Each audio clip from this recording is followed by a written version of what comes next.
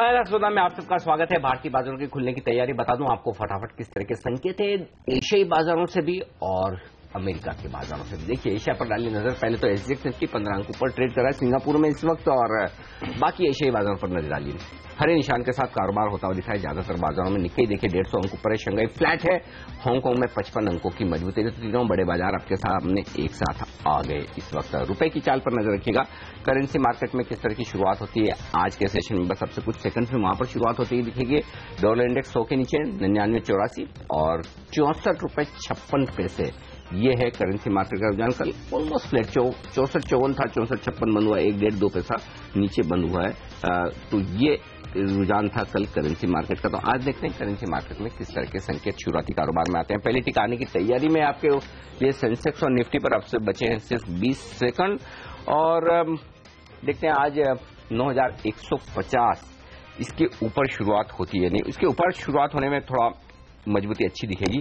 तो पहला सुबह सुबह जो निर्णायक लेवल है आपके लिए ट्रेड करने के लिए 9175 एसजी जो दिख रहा है 25 पॉइंट के प्रीमियम निकाले 25-26 पॉइंट के आसपास ही। तो इसका मतलब क्लियर कट है हम 9150 के आसपास या इसके थोड़ा सा ऊपर खुलेंगे। ये संकेत आपके लिए आता हुआ इस वक्त। चलिए तो शुरुआत करते हैं पहली टिक के साथ। भारतीय बाजारों में आपके सामने आपकी स्क्रीन पर 60 अंक ऊपर शुरुआत की है सेंसेक्स ने। निफ्टी 8 अंक मजबूत खुलता हुआ दिखा है। कहां से आ रही है मजबूती? टेक में 9% ऊपर है, हीरो मोटोकॉप 4%, डॉक्टर 3% ऊपर है। कमजोर क्या है? आईओसी 9% नीचे, आईबुल हाउसिंग फाइनेंस 3% नीचे। तो ये सबके सब लेवल्स जो है वो सेटल होंगे सही लेवल पर। मुश्किल से 1% ऊपर या नीचे की रेंज में ये तमाम शेयर शुरुआत करेंगे। कोई बड़ा उतार चढ़ाव नहीं होने वाला है, कम से कम कमजोरी तो बड़ी नहीं होने वाली है।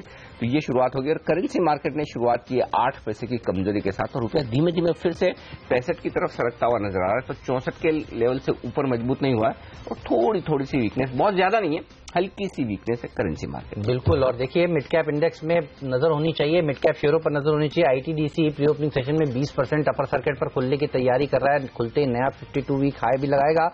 और शुगर शेयरों पर नजर रखिएगा। कुछ ही देर में हम आपको पूरी विस्तार से खबर बताएंगे। हमारे ब्यूरो चीफ लक्ष्मण रॉय हमारे साथ जुड़ेंगे कि क्या खबर है। लेकिन आप देखिए धामपुर शुगर, बजाज हिंदुस्तान, बलरामपुर चीनी, द्वारिके शुगर, सारे शुगर के शेयर 1 से 8% मजबूती के साथ खुलने की तैयारी करते हुए। तो चीनी के सेक्टर में दमदार तेजी देखने को मिलने वाली है।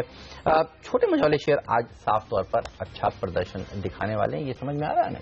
बिल्कुल। कैश मार्केट के स्टॉक्स में तो एक्शन रहने वाला ही है। और उत्तर प्रदेश में योगी सरकार नई गन्ना और शुगर पॉलिसी की तैयारी कर रही है। हमें सूत्रों से मिली जानकारी के मुताबिक इस दिशा में सरकार बड़े बदलाव ला सकती है। क्या होंगे ये बड़े बदलाव? ज्यादा जानकारी के लिए चलते हैं हमारे दिल्ली में हमारे ब्यूरो चीफ लक्ष्मण रॉय के पास। लक्ष्मण बताइए क्या है यूपी सरकार की योजना?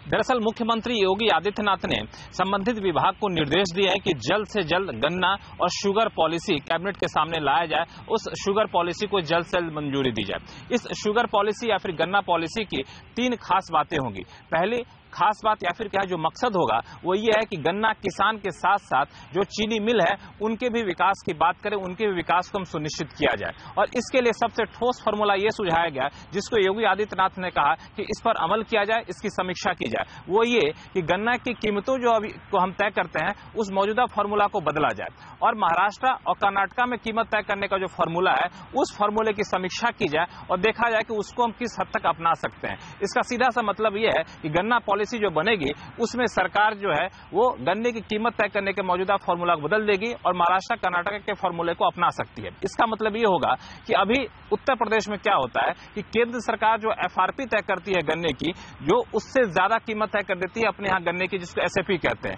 यानी राज्य सरकार में चीनी मिलों को ज्यादा गन्ने की कीमत चुकानी पड़ती है जब केंद्र सरकार उसे कम तय करती है।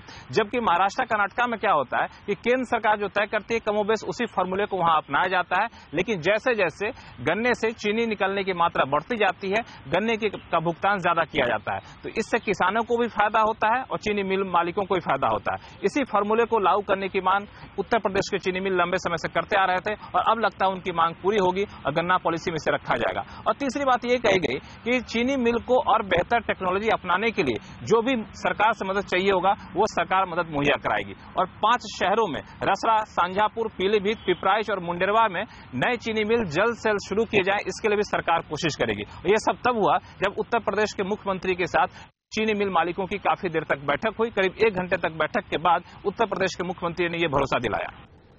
तो चीनी कंपनियां उत्तर प्रदेश की रहेंगी फोकस में। बजाज हिंदुस्तान 7% ऊपर खुलने की तैयारी करता हुआ, धामपुर, बलरामपुर, बजाज सब में तेजी, लेकिन चार्ट पर सबसे अच्छा कौन सा लगता है बागले साहब बताइए।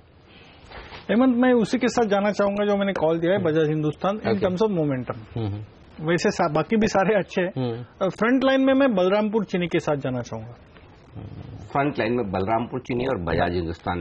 बलरामपुर चीनी शायद उसमें आ रहा है, एफएनओ में आ रहा है 28 तारीख से। तो ये खेलो इंडिया खेलो। हाँ वैसे बहुत सारे लोगों ने सवाल, अगर शायद किसी एक स्टॉक पर उठाया एफएनओ इंक्लूजन में, तो वो बलरामपुर चीनी पे ज्यादा लोगों ने ये क्यों आ गया। ऐसा कुछ नहीं है, ये क्यों आ गया, क्या होता है। यही अब इकलौता स्टॉक होगा जिसमें अब आप ट्रेड कर सकते हैं एफएनओ में। और इकलौती चीनी कंपनी। कभी शुगर की तो खबरें सब तरह की आती है, नेगेटिव भी आती है। तो अगर आपको शॉर्ट भी करना हो तो बलरामपुर चीनी है आपके लिए। अब तो बलरामपुर चीनी का आना जायज है, ऐसा कोई दिक्कत वाली बात नहीं। चलिए, लेकिन एफएनओ में जगह मिले ना मिले, निकले बाहर अंदर आए, लेकिन स्टॉक 2020 की टीम में आने के लिए स्टॉक्स को बड़ी मेहनत करनी पड़ती है। और वो 20 बेहतरीन आइडियाज दिन के लिए बताए जाते हैं हर रोज सुबह 7:30 से 8 के बीच में। अगर आप किसी वजह से नहीं देख पाते हैं वो शो, तो हम लेकर आते हैं आपके लिए अपडेट। पहला सौदा में तो देख लीजिए आज कौन से हैं वो 20 खिलाड़ी स्टॉक 2020 में।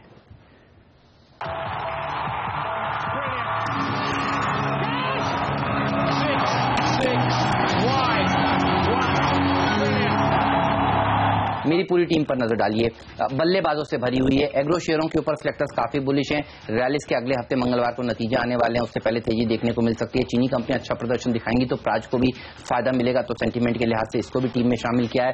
और आज सरकारी कंपनियों में फिर से एनबीसीसी एमआरपीएल को दूसरे दिन लगातार शामिल किया है। कल भी 5% की तेजी देखने को मिली थी। मनाली पेट्रो में कुछ अच्छी खबरों की एक्सपेक्टेशंस के चलते यहां पर बाइंग देखी जा सकती है।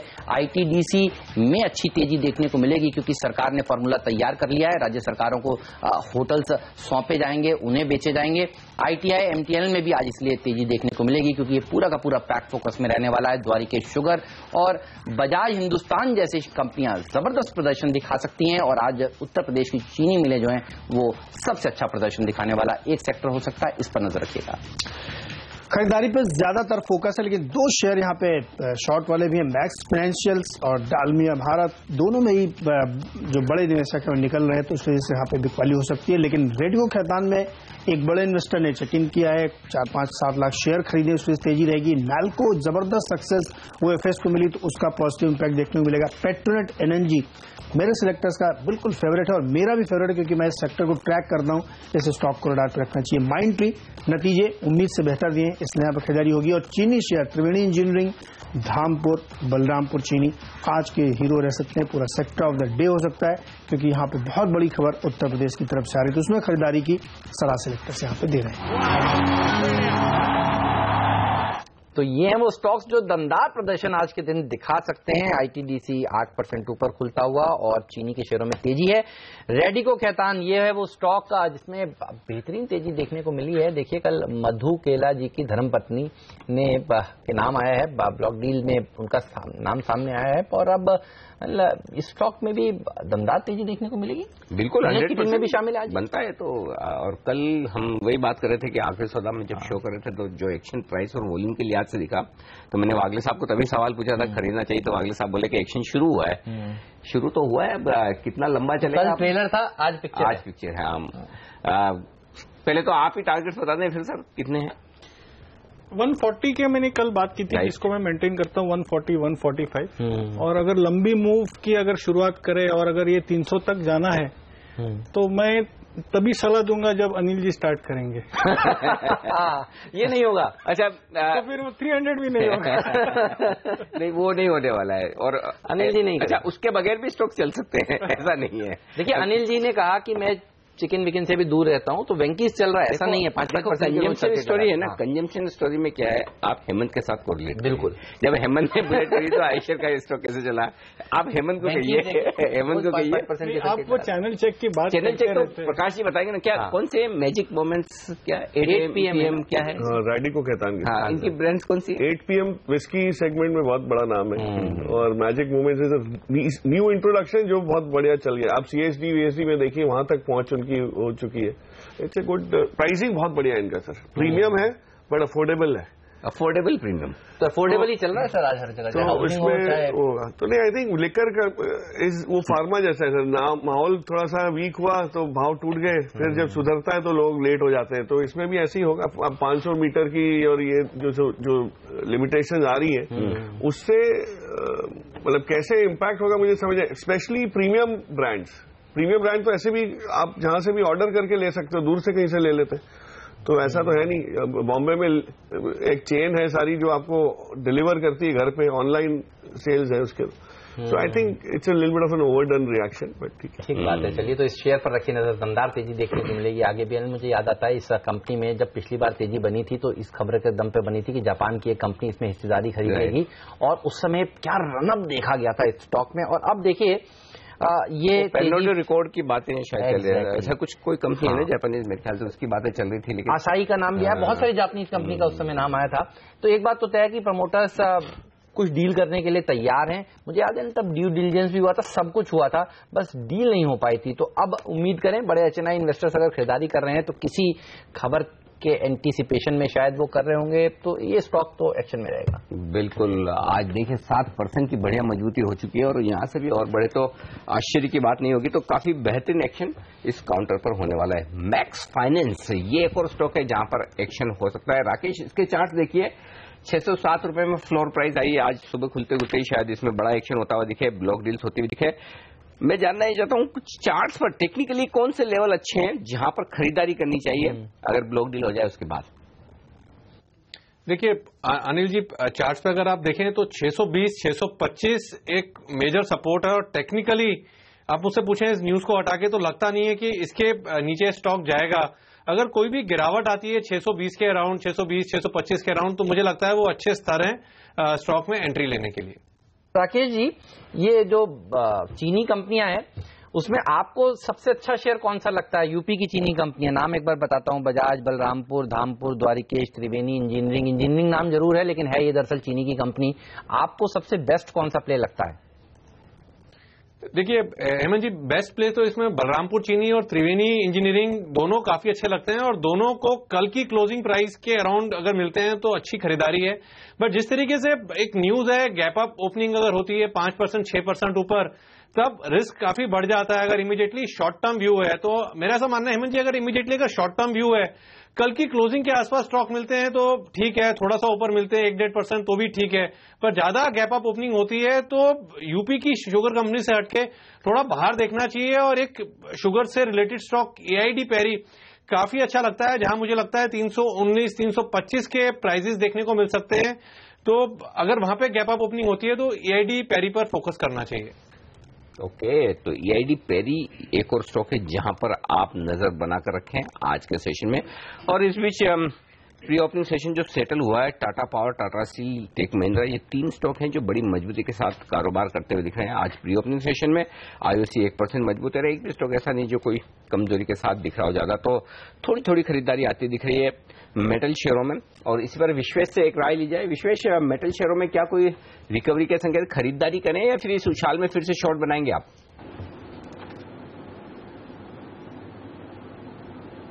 अनिल जी, मेरा ऐसा मानना है कि ओवरऑल मेटल में जो फॉर्मेशन है और जिस तरह का बिल्डअप है वो इंडिकेट करता है कि जब भी मार्केट यहां से वीक होगा, और मेरे ख्याल से नियर टर्म में एक प्रॉफिट बुकिंग की एक्सपेक्टेशन हम नेक्स्ट सीरीज में कर सकते हैं, उस वक्त जो सबसे पहले स्टॉक्स गिरेंगे that might be the metal stock. Reason being is that अगर चार्ट पे ट्रिपल टॉप फॉर्मेशन बनता है और उसके बाद में स्टॉक में रिकवरी नहीं आती, दैट इंडिकेट्स कि there is some sort of a smart money which is in anticipation of some global turmoil short कर रहा है। अब ये कभी गिरेंगे वो बोलना बहुत ही मुश्किल, मेरे ख्याल से मार्केट से कोरिलेटेड है। बट मेरा ऐसा मानना है वेदांता, हिंडाल्को, टाटा स्टील, ये 2-3 ऐसे नाम है, अगर यहां से मार्केट वीक होता है तो मेरे ख्याल से that would be the good stock to short.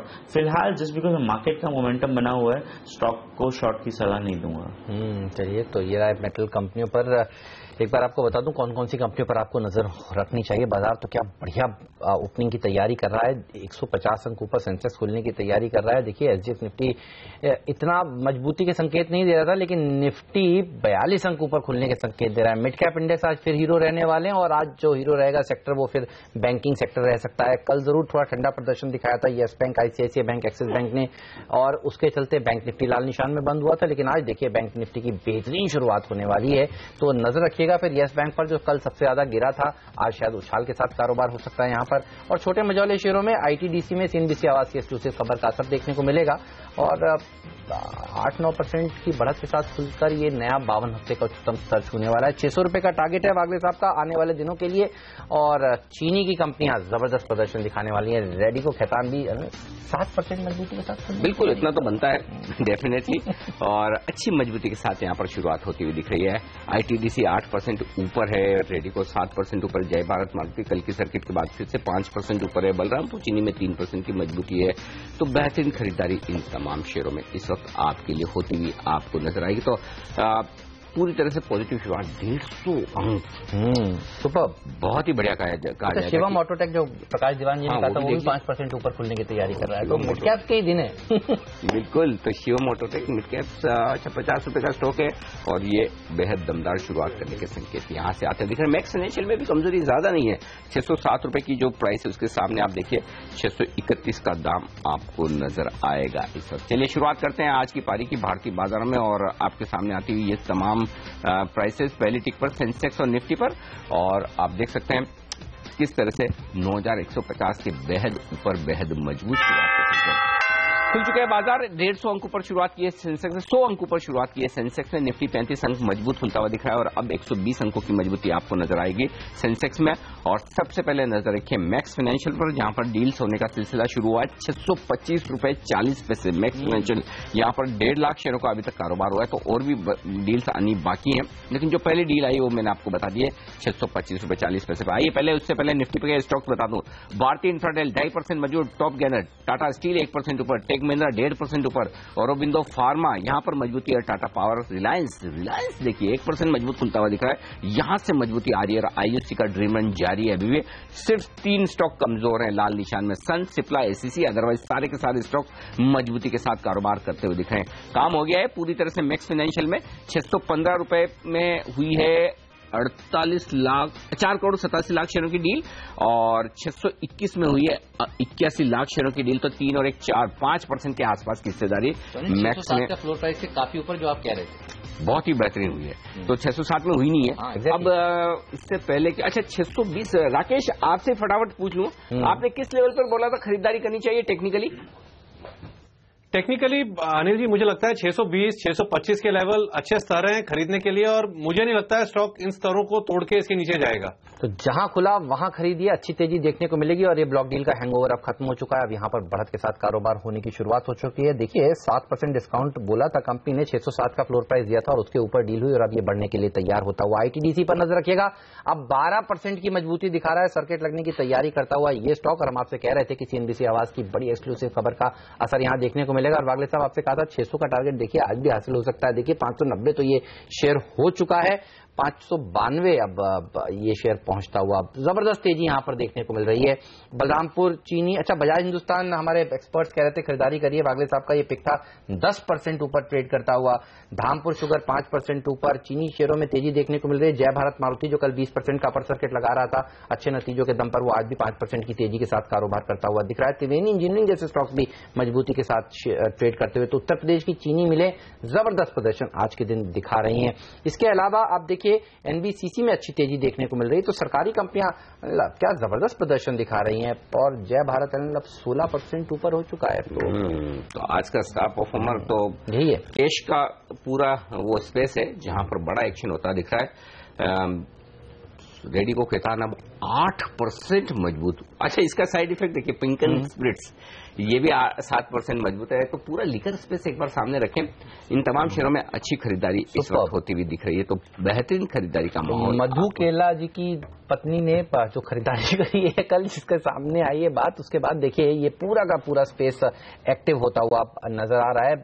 क्या जबरदस्त तेजी देखने को मिल रही है। रेडिको खैतान में 7%, 8% मजबूती के साथ। शिवम ऑटोटेक को भूलिएगा मत, 9% की मजबूती दिखा रहा है। प्रकाश दीवान जी ने कहा है कि ये मुंजाल ग्रुप की कंपनी है, जबरदस्त प्रदर्शन दिखाएगी। और आज देखिए स्मॉल कैप मिड कैप्स में अच्छी तेजी देखने को मिल रही है।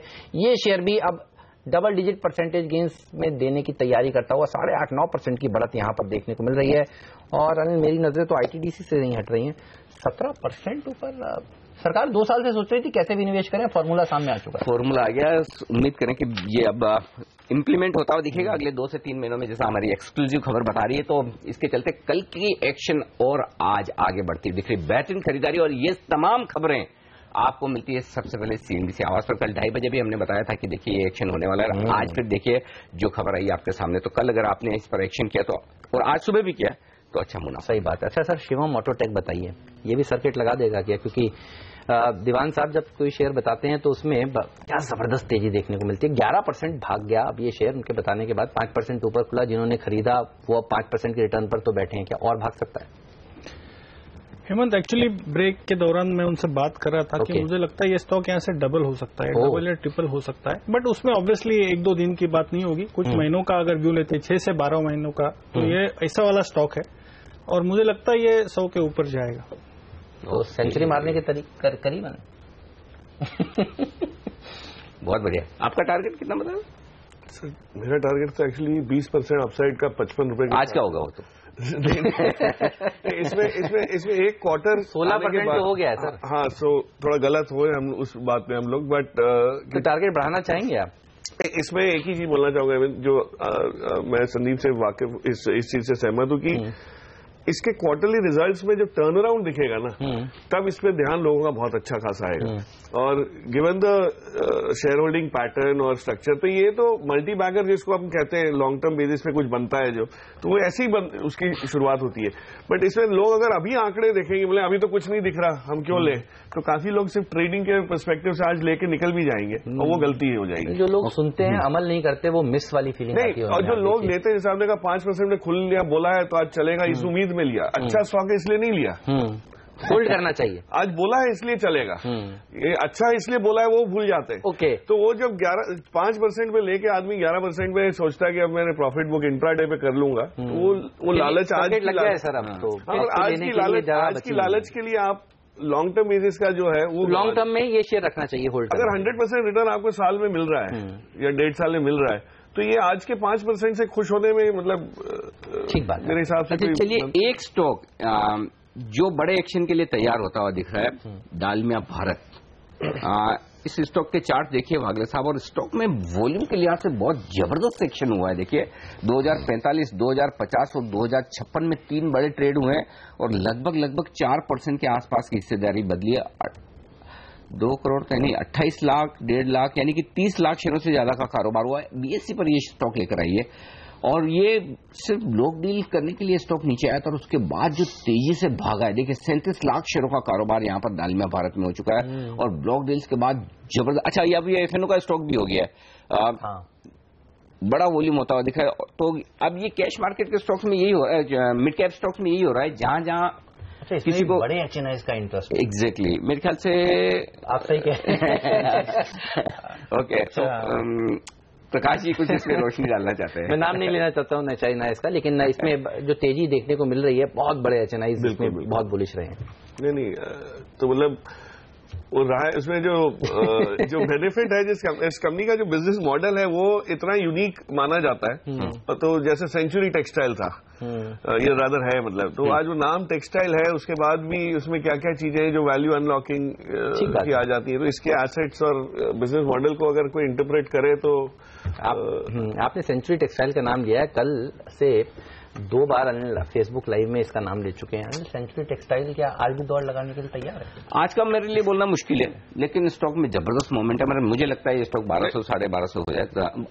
1150 हो गया है। हाँ, वही मैं बोलने की कोशिश कर रहा था कि इसका 1000 के आसपास जो मूव था, 1030 से ये 1150 इतनी साइलेंटली क्वाइटली था। उसका रीजन है कि रियल एस्टेट में जो वैल्यू अनलॉकिंग की हम बात कर रहे हैं, उससे कैसे हो रही है, डीएलएफ की हुई, इंडिया बुल्स रेल की हुई, वो रीट्स की वजह से हो रही है। तो इनके पास तो इतना बड़ा प्रोजेक्ट लीज उसमें है ही ऑलरेडी, तो इसको आप वो गेन ही नहीं रहे रियल एस्टेट प्ले में। ठीक बात है। तो I think now it's the time for real estate to kick in. इसी पर एक पूछ लेता हूं, चूंकि आज वायदा कारोबार में जबरदस्त ओपन इंटरेस्ट बनाया विश्वेश, डालमिया भारत 30% ओपन इंटरेस्ट का इजाफा हुआ है ब्लॉक डील होने के बाद, जो तेजी की पोजीशन दमदार बनती हुई दिख रही है। 2125 2130 सही लेवल है खरीदारी करने के लिए? जी बिल्कुल, मेरा ऐसा मानना है कि अनिल जी आपने जो ऑब्जर्व किया है वो क्लियरली है, बिकॉज आप अगर देखें तो पिछले 15 से 20 दिन में जब ये स्टॉक 1950 के ऊपर निकला था तो ओपन इंटरेस्ट तभी से बिल्डअप हो रहा था एंड कैश में बहुत ज्यादा वॉल्यूम स्पाइक हो रहा था, अपने एवरेज वॉल्यूम से ऑलमोस्ट डबल वॉल्यूम कर रहा था कंसिस्टेंटली। तो मेरा ऐसा मानना है कि यहाँ से 1970 नहीं टूटना चाहिए स्टॉक में और ऊपर में 2350 तक के टारगेट आने चाहिए। तो अगर आज के दिन में किसी को खरीदारी करनी है शॉर्ट टर्म में तो मेरे ख्याल से 2036 का स्टॉप लॉस रखे कैश में और खरीदा करे, और ऊपर में मेरे ख्याल से 23-25 तक के लेवल देखे जा सकते हैं। ओके, तो ये है वो स्टॉक जिस पर आपकी नजर होनी चाहिए। डालमिया भारत जबरदस्त प्रदर्शन दिखाएगा आज। ये ब्रेक में जाने के पहले एक और स्टॉक, क्योंकि वापस से चर्चा हो रही है लेकिन फिर भी मैक्स फाइनेंशियल बताना जरूरी है, वो इसलिए कि एक और बड़ा ट्रेड हुआ है। मतलब इंटरेस्टिंग बात क्या हो रही है, 615 में ट्रेड की शुरुआत हुई, 621 में सबसे ज्यादा वॉल्यूम हुआ, 8 करोड़ से ज्यादा शेयरों का जो बड़ा वॉल्यूम हुआ वो 621 में हुआ। तो 3 बड़े ट्रेड हो गए, जो डील्स होनी थी हो गई 5% के आसपास की, लेकिन फिर भी ऐसा लग रहा है डिमांड रह गई छूट के। तो अब बची हुई डील जो हो रही है वो ऊपर के दाम पर हो रही है 630 पर। तो इसका मतलब यह कि अब भी खरीदारी लोग करना चाहते हैं, तो 630 पर बड़ा ट्रेड हुआ है। अब उस हिसाब से आप देखिए मैक्स फाइनेंशियल में भी सेम सिचुएशन है, स्टॉक भले आपको 3% नीचे दिखेगा लेकिन 27% ओपन इंटरेस्ट बढ़कर आया है, तो दमदार ओपन इंटरेस्ट में इजाफा होता दिख रहा है। तो इसी पर वागले साहब मैं आपको दोनों फटाफट मुझे चार्ट देकर बता दिए, डालमिया भारत और मैक्स फाइनेंशियल तेजी के लिहाज से क्या टारगेट रखने चाहिए ऊपर के? डालमिया भारत तो एफएनओ में नया इंक्लूजन है, कैश में तो कब से है। हाँ कैश में तो पॉजिटिव है लेकिन वो एफएनओ के लेवल्स मैच नहीं होंगे। नहीं कैश की कोई बात नहीं, आप बताइए उसमें क्या दिक्कत है? मैक्स फाइनेंशियल्स मैं समझता हूँ ये बाउंस बैक मूव है, 660 के ऊपर वो बड़ी वाली मूव अभी 634 660 तो जाएगा। हाँ, 660 तक का मेरा व्यू है। और डालमिया भारत मुझे लगता है 2220 ये 2 से 3 दिन में जाना चाहिए, और ये मैं कैश के लेवल दे रहा हूँ। तो ये जबरदस्त मूव्स आने के लिए दोनों ही शेयर तैयार होते हुए दिख रहे हैं और अच्छी तेजी भारतीय बाजारों में बनी हुई है। देखिए 9150 के ऊपर लगातार निफ्टी टिका हुआ है और सेंसेक्स में भी 65 अंक की बढ़त देखने को मिल रही है।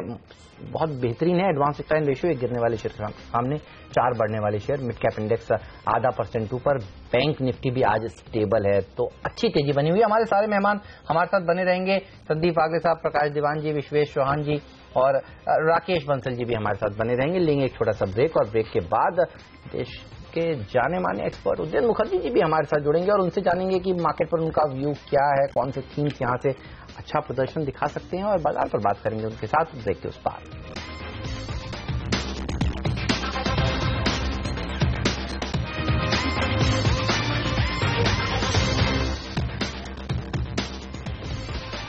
पचहत्तर अंक ऊपर है सेंसेक्स और 25 अंक ऊपर है निफ्टी, लेकिन इस बीच सन फार्मा को लेकर थोड़ी बड़ी और नेगेटिव खबर आती हुई दिख रही है। 11 आपत्तियां सन फार्मा के दादरा प्लांट पर यूएस एफडीए की तरफ से आई हैं।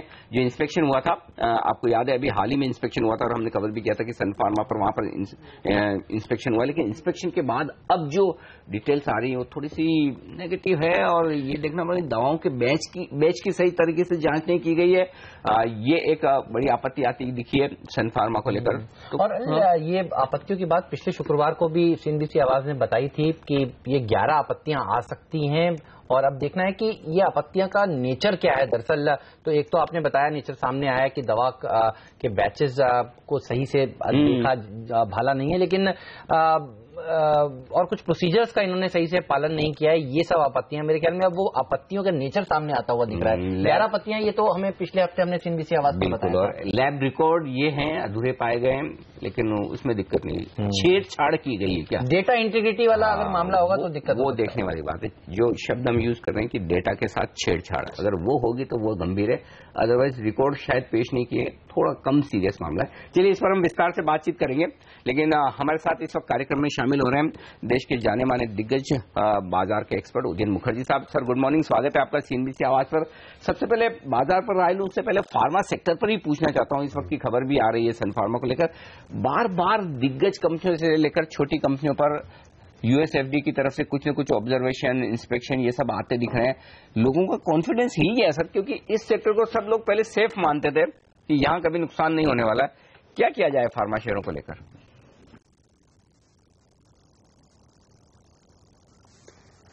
मॉर्निंग अनिल, देखिए ये प्रॉब्लम्स नए नहीं हैं, ये काफी हफ्ते और काफी महीनों से आ रहे हैं। मेरे ख्याल से अभी जो प्रॉब्लम होने वाला है, एक तो जो PE मल्टीपल का डी रेटिंग होने वाला था, जो उनके ओवरऑल वैल्यूएशन लेवल कम होना था फार्मा सेक्टर में, वो काफी हद तक मेरे ख्याल से हो चुका है। लेकिन ये बैड न्यूज खत्म नहीं हो रहा है, और आपने जैसे कहा कि कॉन्फिडेंस वापस आना मुश्किल है ऐसे माहौल में जहां पे सबसे बड़े दिग्गज कंपनियों के ऊपर खराब न्यूज का फ्लो कम नहीं हो रहा है, खत्म नहीं हो रहा है। तो लोगों को एक पॉजिटिव ट्रिगर चाहिए। अभी देखिए सन फार्मा $650 हो गया, प्राइस डिस्ट्रक्शन काफी हद तक हो गया, मतलब कितना $1 बिलियन मार्केट कैप कम हो गया सन फार्मा का। लेकिन लोग तभी खरीद पाएंगे जब भी 2-4 महीने ऐसे बीत जाएगा जहां पे कोई खराब न्यूज USFDA से नहीं आया सन फार्मा के ऊपर, और लोगों को ये कंफर्ट होगा कि जो बैड न्यूज आने वाला था वो हो गया, प्राइस डिस्ट्रक्शन हो गया, अभी वैल्यूएशंस अच्छे हैं, अभी थोड़ा खरीदारी करना चाहिए। तो वो कॉन्फिडेंस बिल्डिंग प्रोसेस की शुरुआत हो नहीं पा रहा है, क्योंकि हर हफ्ते हर 10 दिन एक ना एक कुछ कोई ना कोई कंपनी को लेके एक खराब न्यूज आ जाता है बाजार में, वो स्टॉक 10% गिर जाता है और पूरा सेंटिमेंट खराब कर देता है फार्मास्यूटिकल क्षेत्र में। तो अभी एक सेंटिमेंट का प्रॉब्लम हो गया न्यूज फ्लो के वजह से, और जब तक वो खत्म नहीं होगा तब तक एक मीनिंगफुल रिकवरी आप ये सेक्टर में शायद नहीं देख पाओगे। और सर IT सेक्टर के लिए भी फिर यही जो आप थ्योरी दे रहे हैं वो सही है, या IT सेक्टर में सिलेक्टिवली खरीदारी करने के मौके देख रहे हैं आप?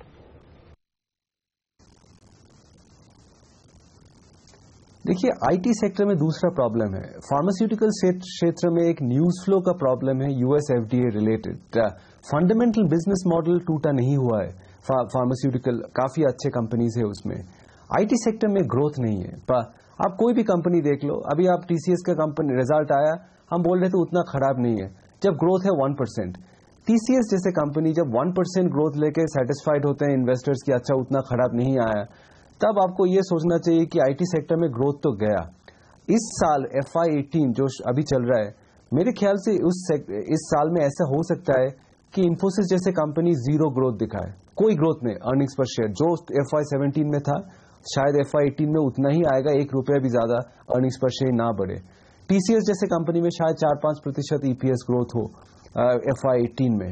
ऐसे माहौल में 16 P मल्टीपल पे TCS ट्रेड कर रहा है। आप अभी बताइए कि 5% ग्रोथ खरीदने के लिए आप 16 PE से ज्यादा क्यों दोगे एक डिस्कवर्ड सेक्टर में IT जैसे, जहां पे ग्रोथ एक प्रिडिक्टेबल पैटर्न में चलना चाहिए। पर मेरे ख्याल से यहां से ऊपर जाने का TCS का भी मुश्किल है। करंट 2300 के आसपास वो एक रेंज बना ले और उसके आसपास ही घूमे, मेरे ख्याल से यही बेस्ट केस सिनेरियो है। इन्फोसिस यहां से नीचे गिर सकता है, TCS एक फ्लैट रह सकता है। लेकिन मैं अभी वही सोच रहा हूं कि IT सेक्टर में फिर आप खरीदेंगे क्या, क्योंकि अगर इन्फोसिस नहीं खरीदोगे, TCS में अपसाइड नहीं है, विप्रो स्ट्रगल कर रहा है ग्रोथ लेके, तो बाकी रहा टेक महिंद्रा और HCL टेक। ये 2 कंपनी को अभी नतीजे देखने पड़ेंगे और सोचना पड़ेगा कि अगर इन्फोसिस, TCS और विप्रो नहीं लोगे तो क्या हम ये 2 कंपनीज को सोच सकते हैं इन्वेस्टमेंट कैटेगरी में। अदरवाइज तो IT सेक्टर में बहुत ही अंडरवेट रहने की समय लग रहा है मुझे ये इस साल। ओके, एक और सेक्टर जो बड़ा इंटरेस्टिंग दिख रहा है अब तक, मजबूत और एसेट क्वालिटी के लिहाज से भी और नतीजों के लिहाज से भी, प्राइवेट बैंक्स।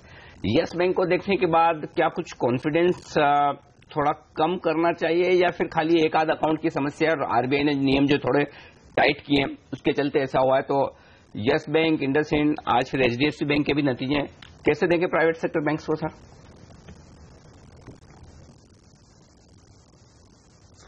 देखिए अनिल, अभी पैनिक करने का टाइम नहीं है। ये JP एसोसिएट्स को लेके एक प्रॉब्लम है, मेरे ख्याल से वो एड्रेस्ड हो जाएगा। लेकिन क्या वहां पे खत्म हो जाएगा मामला, या टेलीकॉम सेक्टर में RBI जो चेतावनी देके रखा है क्या वहां से भी कुछ प्रॉब्लम्स आ सकते हैं प्राइवेट सेक्टर बैंक्स के तरफ? देखिए, हमने कभी एसेट क्वालिटी को लेके बहुत चिंता नहीं किया है प्राइवेट सेक्टर बैंक्स के लिए। दूसरे एक दो इश्यूज पे ग्रोथ लेके हमने चर्चा किया। एसेट क्वालिटी का भी एक इश्यू नहीं था, लेकिन अभी अगर वो थोड़ा सा भी इश्यू बन जाता है, प्रॉब्लम होता है फिर वैल्यूएशंस को लेके। क्योंकि आपने देखा है, ये फार्मास्यूटिकल क्षेत्र के हमने बात कर रहे थे, फार्मास्यूटिकल क्षेत्र 2 साल पहले ऐसे वैल्यूएशंस पे ट्रेड कर रहे थे जहां पे उसमें थोड़ा सा भी खराब न्यूज आता तो वो वैल्यूएशन लेवल्स नीचे आना पड़ता। और एग्जैक्टली वही हुआ कि वो 40-45 पी मल्टीपल पे ट्रेड करते हुए खराब न्यूज आया और वो घट के अभी 25 पी मल्टीपल 20 पी मल्टीपल पे आ गया। प्राइवेट सेक्टर बैंक्स में ऐसा नहीं है कि एक जेपी एसोसिएट्स का खराब अकाउंट के प्रोविजन करने के बाद आपको पूरा डीरेट कर देना चाहिए ये बैंक्स को, बिल्कुल नहीं। लेकिन 4 टाइम बुक पे ट्रेड कर रहे हैं, 4 टाइम्स प्राइस टू बुक कुछ वैल्यूएशन होता है, वहां पे छोटा मोटा प्रॉब्लम भी बड़े दिखने लगते हैं और फिर वैल्यूएशंस के लिए क्वेश्चन मार्क आ जाता है। तो मैं ये कहूंगा कि अभी पैनिक करने का कोई समय नहीं है, लेकिन थोड़ा कॉशियस बन जाइए ये सारे प्राइवेट सेक्टर बैंक्स पे, पर्टिकुलरली जिसमें लार्ज अकाउंट्स पे एक्सपोजर है कुछ सेक्टर्स में, कंस्ट्रक्शन, टेलीकॉम, पावर जैसे, सीमेंट जैसे। तो अभी थोड़ा कॉशियस। अगर आप फुल्ली बुलिश थे तो और आपके 10 में से 9 काउंट था बुलिशनेस का, आप 9 को 7.5 कर दीजिए और थोड़ा केयरफुली क्वार्टरली रिजल्ट्स को मॉनिटर करें 1-2 क्वार्टर के लिए, देखने के लिए कि ये वैल्यूएशन सस्टेनेबल है कि नहीं। अच्छा सर, एक सेक्टर रियल एस्टेट सेक्टर, इसको आप किस तरह से देख रहे हैं? आपकी राय बताइए, क्योंकि कई लोग कह रहे हैं कि इस सेक्टर में पैसा बन सकता है। एक तरफ खबरें आती हैं कि नया जो बिल लाया गया है उसको ज्यादातर राज्य इंप्लीमेंट कर रहे हैं, रेरा। आपका व्यू क्या है? कोई शेयर खरीदना चाहेंगे स्पेस से या अवॉइड करेंगे?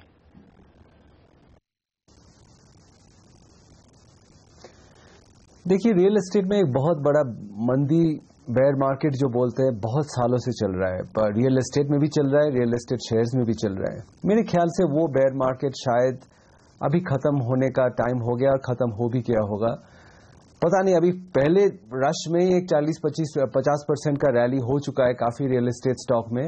अभी देखना पड़ेगा कि टर्न अराउंड फंडामेंटली हो रहा है कि नहीं। अभी बेरिश होने का टाइम नहीं है, क्योंकि एक तो आपने जो रेगुलेटरी बिल की बात किया, दूसरा है हाउसिंग फाइनेंस को इतना पुश पॉलिसी के हिसाब से दिया जा रहा है। मेरे ख्याल से कभी ना कभी तो वो रियल एस्टेट सेक्टर को बूस्ट करेगा। तो अभी हमको देखना पड़ेगा कि हम कैसे टाइप के रियल एस्टेट स्टॉक्स खरीदें। ये जो लार्जली अर्बन सेंटर्स में बेस्ड है या जो सेमी अर्बन रूरल सेक्टर्स में बेस्ड है, जो ticket size, lower ticket size में ऑपरेट करते हैं। कोई स्टॉक्स में बैलेंस शीट का काफी प्रॉब्लम है और वो स्टॉक से शायद थोड़ा सा दूर रहना चाहिए। तो होमवर्क करने का टाइम आ गया मेरे ख्याल से, और इस बात पे घबराना नहीं चाहिए कोई स्टॉक 20%, 25%, 30% ऊपर की तरफ भाग गया है तो, क्योंकि रियल एस्टेट का जो साइकिल होता है, जो एक बार शुरू होता है, वो एक 40% रैली से खत्म नहीं होता है। वो इतना टूटा हुआ शेयर्स हैं सारे कि उसको अभी भी काफी रिटर्न दे सकते हैं। सिर्फ गलत स्टॉक न खरीदे, क्योंकि यहां पे काफी रिस्क है गलत स्टॉक चुनने का। और पिछले 2-4 दिन में जो स्टॉक में रैली हुआ है, मेरे ख्याल से वो सारे स्टॉक उतने मजबूत नहीं है फंडामेंटली। ओके, तो ये है रियल एस्टेट शेयरों पर राय। शुक्रिया सर आपका हमारे लिए वक्त निकालने के लिए और तमाम सेक्टर्स पर हमारे दर्शकों को आज अपनी राय देने के लिए। रिलायंस देखिए 2% मजबूती के साथ ट्रेड करा। आज बाजार को संभालने का काम फिर से जो दिग्गज है रिलायंस वो कर रहा है, और इसके दम पर देखिए बाजार टिके हुए 9150 के ऊपर। क्या शानदार तेजी रिलायंस में, 1400 के ऊपर फिर निकला। और अगर रिलायंस चलेगा तो फिर बाजार 200 की तरफ जरूर बढ़ना चाहिए। तो अच्छी मजबूती निचले स्तरों से होती हुई दिख रही है और मिड कैप शेयर शानदार प्रदर्शन करते हुए दिख रहे हैं। बैंक निफ्टी भी आज मजबूती के साथ कारोबार करता हुआ 60 अंक ऊपर। वक्त एक ब्रेक का, और ब्रेक के बाद हमारे साथ हैं हमारे 3 और खास मेहमान, राकेश बंसल, विश्वेश चौहान और प्रकाश दीवान साहब भी हैं। कुछ और बेहतरीन स्टॉक्स इस बीच में एक्शन में आते हुए दिखे, वहां आपके लिए मौके बनेंगे। ट्रेडिंग के कैश मार्केट के स्टॉक्स हैं, कौन से स्टॉक्स हैं, क्या है एक्शन, बताएंगे इस ब्रेक के बाद।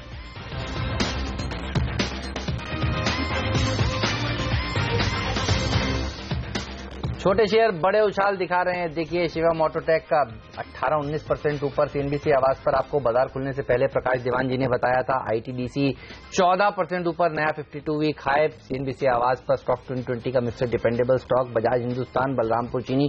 जय भारत कल नीरज की टीम में शामिल था। 20% की तेजी के बाद देखिए आज फिर 8% मजबूती के साथ ट्रेड कर रहा है। दिन तो छोटे मझौले शेयरों के ही हैं। बिल्कुल, और सबसे ज्यादा भाग रहे शुगर शेयर। हाँ, अच्छी तेजी बनती हुई दिख रही तमाम शुगर शेयरों में। शुगर पैक जो खासतौर से यूपी से जुड़ी हुई कंपनियां हैं उनका लेकर आते हैं आपके सामने। बजाज, बलरामपुर, धामपुर, ये तमाम शेयर हैं जो बड़े एक्शन में आपको नजर आए। और रेडिको खैतान भी देखिए, कल 6% भागा, आज फिर 5.5% ऊपर। तो लिकर शेयर भी बिल्कुल। धामपुर शुगर पर ये एक राय ली जाए, और आज मैं देख भी रहा था धामपुर शुगर में कुछ बड़े इन्वेस्टर्स की भी एंट्री हुई है। डॉली खन्ना, हाँ, जो मार्च की तिमाही के ये कल ही देर शाम जो शेयर होल्डिंग पैटर्न आए हैं उनमें डोली खन्ना ने स्टेक खरीदी है। पहले दिसंबर तिमाही में उनकी 0 थी। मुझे याद है 1.25% के बारे में इन्होंने सबसे पहले एक शेयर खरीदा था जो मुझे पता चला था, और वो था एटलस साइकिल। उसके बाद वो साइकिल नहीं रही, मोटरसाइकिल हो गई। एटलस साइकिल का भाव धामपुर शुगर की हम बात कर रहे हैं जी। लेकिन नहीं, मैं कह रहा हूँ एटलस साइकिल में भी क्या तेजी देखने को मिली थी। और उसके बाद अब ये सामने आया कि इसमें अब उन्होंने पहली बार एंट्री ली है, पहले शेयर नहीं खरीदा। पहले नहीं, हाँ, तो पहली बार उन्होंने खरीदा, इसी तिमाही में खरीदा। दूसरा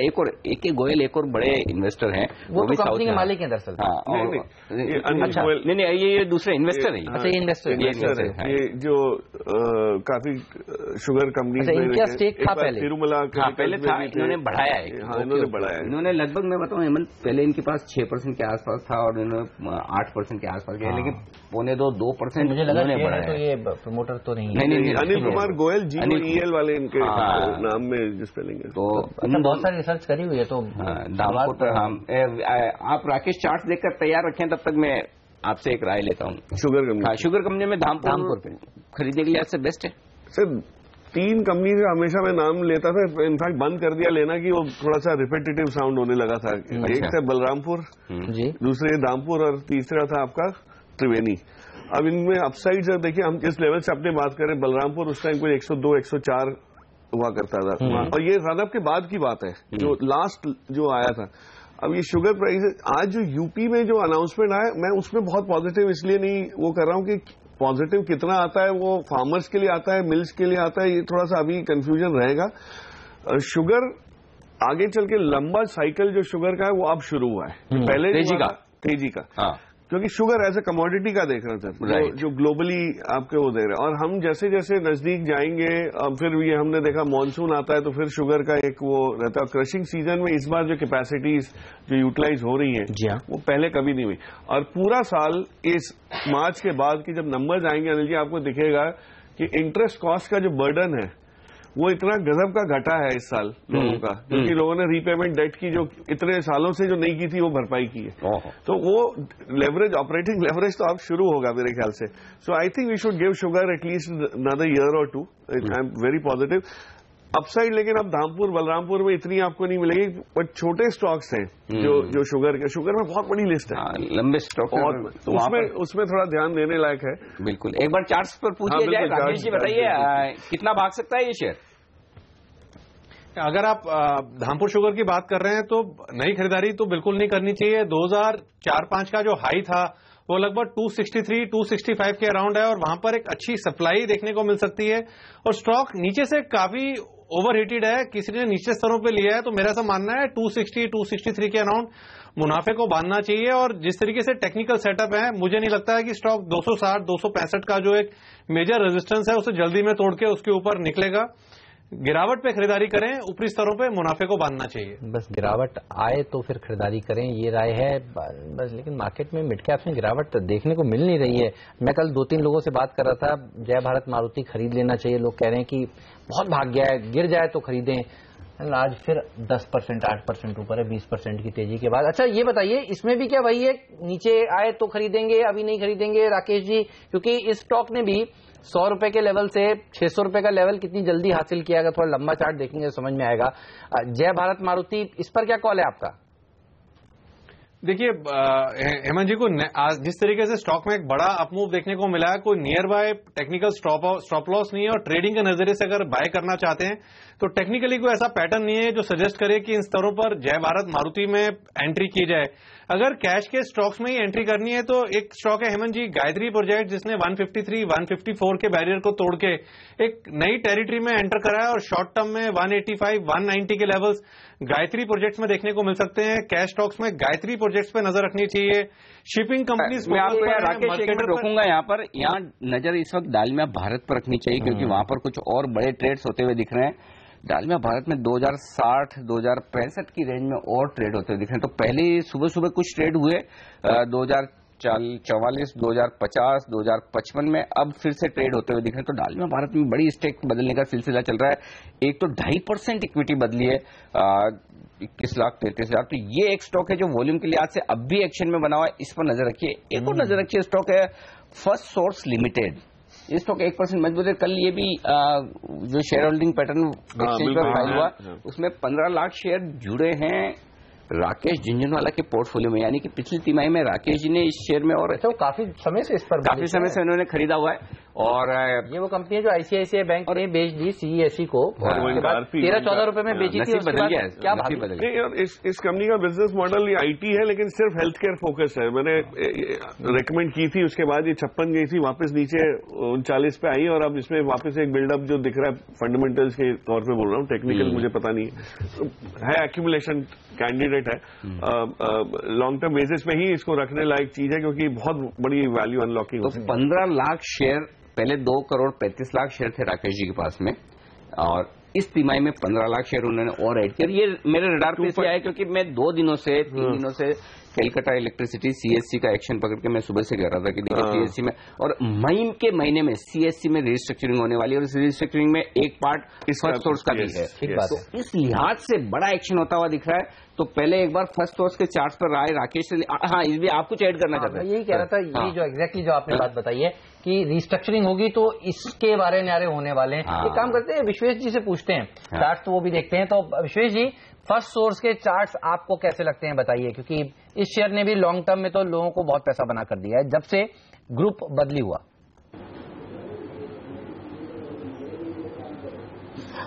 मेरा ऐसा मानना है Hemant, in a very very shorter term अगर बात करें तो 39 का एक स्टॉप लॉस रख के खरीदारी कर रहे हैं। मेरे ख्याल से आने वाले 3 से 4 दिन में 49 तक के टारगेट इमीडिएटली देखे जा सकते हैं। जिस हिसाब से वॉल्यूम और प्राइस एक्शन हुआ है, ये इंडिकेट कर रहा है कि लास्ट फरवरी से अप्रैल तक का जो साइडवेज कंसोलिडेशन था वो कंप्लीट हो गया है और अब चलेगा। लेकिन अगर स्लाइटली लॉन्गर टर्म बात करें तो अगर आप देखेंगे 2014 फॉर दैट मैटर अगस्त 2014 से उस वक्त इसका प्राइस लेवल था 44 रुपीज और अभी भी 44 रुपीज है। तो बहुत बड़ा मार्केट अंडर परफॉर्मेंस रहा है। और अगर if there is some fundamental reason के ये stock moving above this price range, then you are talking about 90 या 100 रुपीज ऑफ टारगेट। और जिस हिसाब से मेरे ख्याल से इस इन्वेस्टर राकेश जी का इसमें हिस्सेदारी वगैरह है, मेरे ख्याल से वो भी हो सकता है। बट जो ट्रिगर मार्केट को पेंडिंग है, मेरे ख्याल से वो हमको देखना पड़ेगा। बट ये इतना बड़ा अंडर परफॉर्मेंस के बाद अगर जब स्टॉक निकलता है तो वो इन वेरी शॉर्टर टर्म नहीं रुकता है। मेरे ख्याल से लंबे टारगेट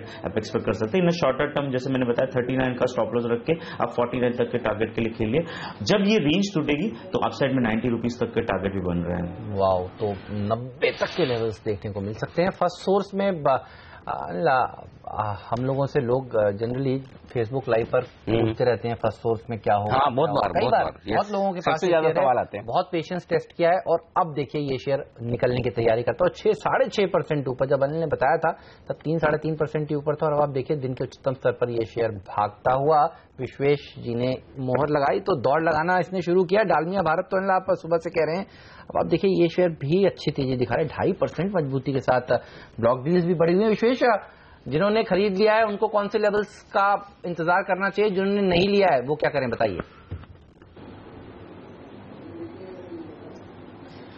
सर जी, मैं बोलूंगा जिन्होंने नहीं लिया उनको खरीद लेना चाहिए, क्योंकि लास्ट 5 दिन का जो एक गिरावट थी वो गिरावट में there is a smart money who is entering. और आज जब बहुत ही बड़ा वॉल्यूम स्पाइक हुआ है coupled with the price touch of almost 2100, मुझे ऐसा लगता है कि नीचे में आप 2039 का स्टॉप रख के इसको खरीदिए। 2325 अगले 3 से 4 दिन में देखा जाएगा, और वो भी बहुत शार्प मूव आ सकता है। इतना बड़ा volume coupled with the OI position, ये इंडिकेट कर रहा है कि there is some strong position is been build. और एक और चीज मैं ऐड करना चाहूंगा, ये खाली आज की बात नहीं है। अगर आप देखेंगे तो फरवरी से पूरे मार्च मंथ तक ये स्टॉक ट्रेड कर रहा था 1970 और नीचे में 1860 के बीच में, ये बैंड में। और जब ये बैंड अपसाइड टूटी है तो it is giving a very big target. But मेरे ख्याल से in a very near term अगर हम बात करें तो 2325 on off Dalmia Bharat is very much achievable. मेरे ख्याल से 2039 का स्टॉप लॉस रख के खरीद सकते हैं करंट लेवल पे। परसेंट का बड़ा उछाल हो चुका है फर्स्ट सोर्स में। एक और स्टॉक जो बड़ी उछाल के लिए तैयार हो रहा है समय कम है, M&M फाइनेंस 3% मजबूत है। M&M फाइनेंस का स्टॉक 6% ओपन इंटरेस्ट बढ़ा। 24 तारीख को रिजल्ट है। प्रकाश, रिजल्ट के पहले खरीदारी बनती है? बिल्कुल बनती है सर, बिल्कुल। टर्न अराउंड कैंडिडेट है, बेहतरीन परफॉर्मेंस आने की पूरी उम्मीद। और M&M फाइनेंशियल दूसरा स्टॉक है जिस पर आप बचे हुए सेशन के लिए नजर रखिए। वक्त कम है, नहीं तो हम इसके ऊपर विस्तार से चर्चा करते थे, लेकिन 24 तारीख को जो रिजल्ट आने आया उस रिजल्ट के पहले बड़ी दमदार तेजी और मजबूती खरीदारी होती दिख रही है काउंटर में। चलिए, वक्त है आप सबसे विदा लेने का। राकेश जी और प्रकाश जी और विश्वेश जी, अरे तीनों के पीछे यश लगा हुआ है आज।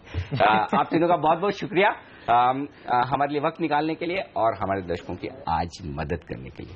ओके, और बाजार बेहद मजबूत स्थिति में इस वक्त पहला सौदा में हफ्ते के आखिरी दिन दमदार शुरुआत की है। पहला सौदा में आज के लिए इतना ही, लेकिन आप बने रहिए CNBC आवाज के साथ। इक्विटी मार्केट की तो दमदार शुरुआत हो चुकी है, कमोडिटी बाजार की कैसी शुरुआत होगी ये बताएंगी प्रियंका संबल जो दिल्ली से हमारे साथ जुड़ेंगे, और साथ ही आपके तमाम सवालों के जवाब भी देंगे हमारे एक्सपर्ट। हम दोनों को दीजिए इजाजत। नमस्कार।